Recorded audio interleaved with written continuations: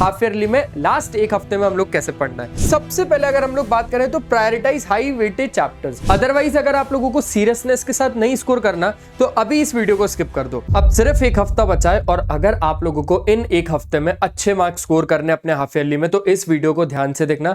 Otherwise अगर आप लोगों को सीरियसनेस के साथ नहीं स्कोर करना तो अभी इस वीडियो को स्किप कर दो। हेलो एवरीवन, मैं हूं किशोर तेजवानी, आप लोगों का मैथमेटिक्स मेंटर, और हमेशा की तरह आज भी आपका स्वागत करता हूं आपकी अपने वेदांतु सीपीएससी 10th में।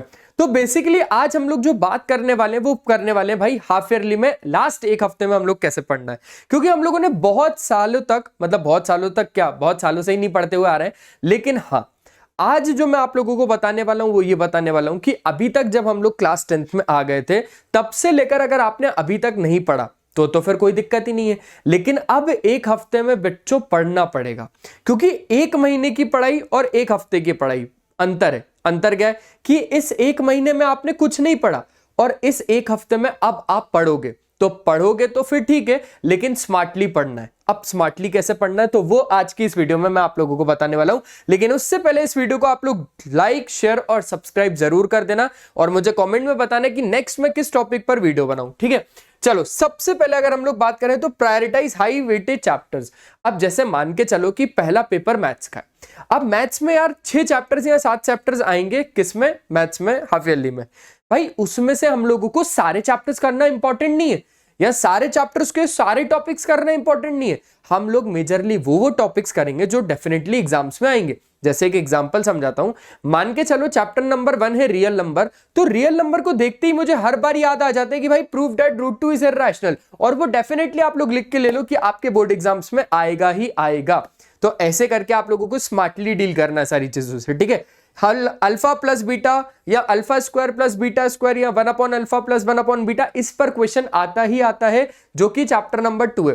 चैप्टर नंबर 3, 4 से आप लोगों के क्या क्या आ सकते हैं, वर्ड प्रॉब्लम्स आ सकते हैं। क्वाड्रेटिक इक्वेशन को श्रीधराचार्य फॉर्मूला से सॉल्व करो, यानी क्वाड्रेटिक फॉर्मूला से, नेचर ऑफ रूट्स को, बहुत सारी चीजें आप लोगों को पता चल जाएंगी। उसके लिए मैंने इसी चैनल पे एक अलग सा वीडियो बनाया हुआ है जिसमें मैंने मैथ्स के इंपॉर्टेंट टॉपिक्स को ही सिर्फ बताया हुआ है, जो कि आप लोगों के हाफ ईयरली में बहुत अच्छा स्कोर करवा सकते हैं। तो आप इस वीडियो को जाके देख सकते हो, ठीक है। तो पहली चीज आप लोगों को समझ में आ गई। चलो अब दूसरी चीज को समझते हैं। Make a 7 day smart revision plan. अब भाई इन 7 दिन का स्मार्ट रिवीजन प्लान बनाना है, यानी इन 7 दिनों में आप लोगों को जितने भी आपके सब्जेक्ट्स हैं उनको स्मार्टली तोड़ना है कि मुझे शाम में ये पढ़ना है, मुझे सुबह ये पढ़ना है, मुझे रात में ये पढ़ के सोना है और मुझे अगले दिन ये पढ़ना है। अगर आप स्मार्टली ऐसे सीख गए ना टाइम को मैनेज करना, तो भाई सिर्फ 10th की बात नहीं है, आप लोग 11th एंड 12th में भी बहुत अच्छा सुपर्ब कर जाओगे, ठीक है। तो आप लोगों को 7 दिन बहुत अच्छे तरीके से खुद ही बैठ के सोचना पड़ेगा कि सर मैं किस बेसिस पर तोड़ूं। और अब मैंने आप लोगों को बता दिया, पूरा मत पढ़ के जाना क्योंकि एक हफ्ता बचा हुआ है, ठीक है, ठीक है। अब एक बात और समझो, एक बात जो इंपॉर्टेंट है वो ये है कि इसी बीच में एक पॉइंट ऐड ऑन कर देता हूं अपना। लास्ट ईयर का अपने स्कूल का हाफ ईयरली का एग्जाम पेपर मंगवा लो, अपने सीनियर्स के पास होगा तो उनसे ले लो, ताकि एक आप लोगों को आइडिया लग जाएगा कि भाई किस टाइप का पेपर आता है। ये मेरा मास्टर स्ट्रैटेजी था, किसी से शेयर मत करना। करोगे क्या? करोगे तो उसी का भला होगा, तो आप लोग शेयर कर सकते हो।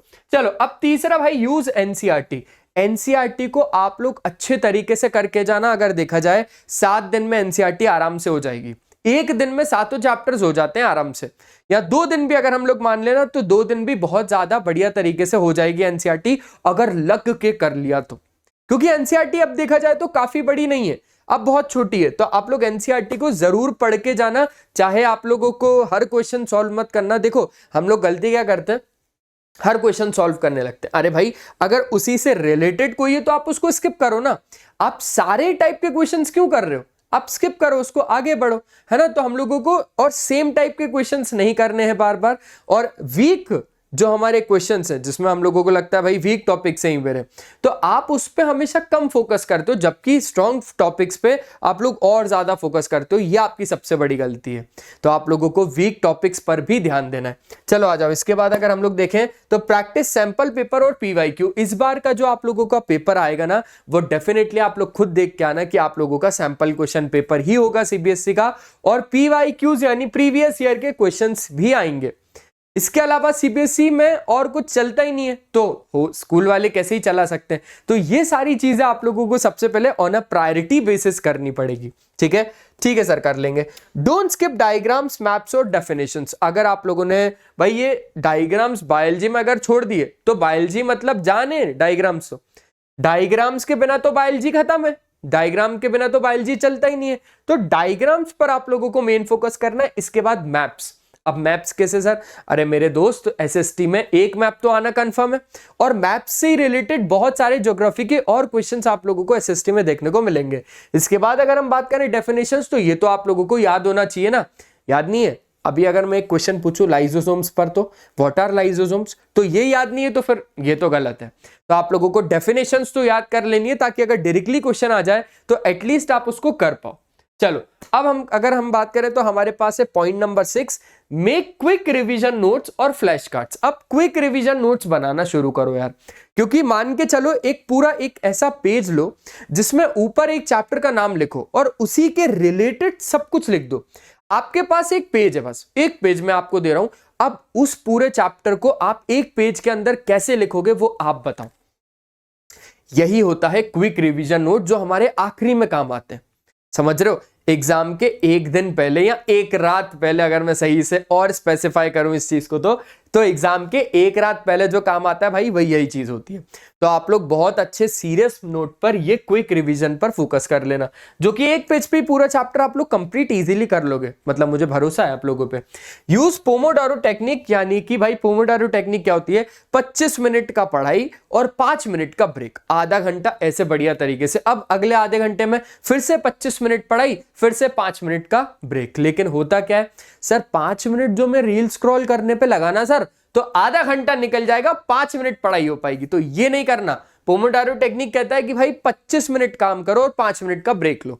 क्लियर है? क्लियर है सर। इसके बाद अगर हम लोग देखें तो स्टे अवे फ्रॉम डिस्ट्रैक्शंस। भाई डिस्ट्रैक्शन जैसे कि इंस्टाग्राम है ना, स्क्रॉलिंग, ये सब नहीं करना। अभी आप फोन को अभी कुछ दिन के लिए एयरप्लेन मोड पे डाल दो, मैं तो बोल रहा हूं, और यूज ही मत करो अभी कुछ दिन तक। तो किसी दोस्त से बात नहीं करनी, हमें कोई से बात नहीं करनी, हमें सिर्फ 2 लोगों से बात करनी है, हमारे पेरेंट्स, मतलब पापा और मम्मी, दैट्स इट। और किसी से मुझे कुछ बात नहीं करनी है। ऐसा आपके अंदर इंटेंशन होना चाहिए। अगर आपके इंटेंशंस प्योर है ना, तो you will definitely score good marks in your half yearly board exams. ठीक है, मतलब हाफ ईयरली एग्जाम्स में। तो भाई डिस्ट्रैक्शन से दूर रहना। अब डिस्ट्रैक्शन सिर्फ फोन का ही नहीं होता। आई होप आप लोग समझ गए होंगे कि किस डिस्ट्रैक्शंस की मैं और बात कर रहा हूं, तो उस पर फोकस करना अच्छे से। Take care of health. भाई इसी बीच जब आप इतनी सारी प्रिपरेशन, इतने सारी चीजों में लग जाओगे, तो आप अपनी हेल्थ पे ध्यान जरूर देना, वरना ये सारी की सारी चीजें आप लोग नहीं कर पाओगे। अच्छा खाओ, अच्छा पियो और अच्छा नींद लो। ये खाना पीना और सोना, ये सबसे ज्यादा इंपॉर्टेंट है। ठीक है, तो अगर आप लोग अच्छे तरीके से खाओगे, पियोगे और सोगे, तो आप अच्छे तरीके से आगे की चीजों को भी कर पाओगे। लेकिन अगर आपकी नींद ही प्रॉपर नहीं है ना, तो फिर आपका माइंड ही काम नहीं करेगा, काम करना बंद हो जाएगा भाई। तो प्रॉपर नींद लो। स्लीप टाइम अच्छा होना चाहिए, प्रॉपर होना चाहिए, 7 से 8 घंटे। ऐसा नहीं कि 12-12, 14-14 घंटे की नींद ले रहे, नहीं, 8 घंटे सफिशिएंट है। 8-8-8 8 घंटे आप लोग काम करो, 8 घंटे आप लोग पढ़ो और 8 घंटे आप लोग जो करना है वो करो, नॉर्मल टाइम है वो। ठीक है, समझ गए? तो स्टे पॉजिटिव एंड कॉन्फिडेंट। भाई ऐसा मत सोचो कि आप लोग नहीं कर पाओगे, नहीं। 1 महीना अगर मैं नहीं कर पाया तो 1 हफ्ते में मैं करके देखता हूं, हो सकता है वो चीज हो जाए। तो वो चीज डेफिनेटली होगी, बस आपको लगना पड़ेगा उस पर। तो बस ये कुछ 10 पॉइंटर्स मैं आप लोगों के लिए लेके आया था, जो 1 वीक पहले हम लोग कर सकते हैं। आई होप ये वीडियो आप लोगों को बहुत ज्यादा अच्छा लगा होगा। लेकिन ये वीडियो अच्छा लगने के लिए नहीं था, आप लोगों को अब ये चीजें करनी है। और इस वीडियो को ज्यादा से ज्यादा शेयर करो, ताकि सबका प्लानर बन जाए। ठीक है, थैंक यू सो मच। मिलते हैं हम लोग नेक्स्ट वीडियो में। और आप लोग डेफिनेटली हाफ ईयरली एग्जाम्स में अच्छा करोगे, ये चीज मुझे पता है। चलो बाय बाय।